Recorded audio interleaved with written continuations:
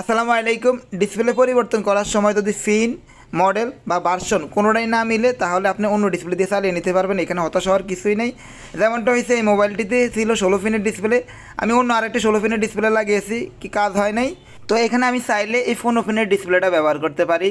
তবে এই ডিসপ্লে ব্যবহার করার সময় একটা সূত্র রয়েছে, আপনি মাদারবোর্ডের 1 নাম্বার পিন ছেড়ে দিবেন। মানে এই 15 পিনের ডিসপ্লেটি আপনি 16 পিনের যেহেতু জায়গায় লাগাইবেন, আপনি মাদারবোর্ডের 1 নাম্বার পিন ছেড়ে দিবেন, 2 নাম্বার থেকে লাগানো স্টার্ট করবেন, 2 নাম্বার থেকে 16 নাম্বার পর্যন্ত। তো এখন আসেন লাগিয়ে দেখি কাজ করে কিনা। তো আমার ভিডিওটি যদি ভালো লাগে অবশ্যই শেয়ার করে দিবেন। আর প্রতিনিয়ত আমি এই ধরনের ভিডিও আমার এই পেজে দিয়ে থাকি, আমার পেজটি ফলো করে দিবেন। আর যদি এই ধরনের ডায়াগ্রাম লাগে, যদি ডিসপ্লে না মিলাতে পারেন আমাকে কমেন্টস করবেন, অবশ্যই আমার যদি জানা থাকে ইনশাল্লাহ আমি রিপ্লাই দিব।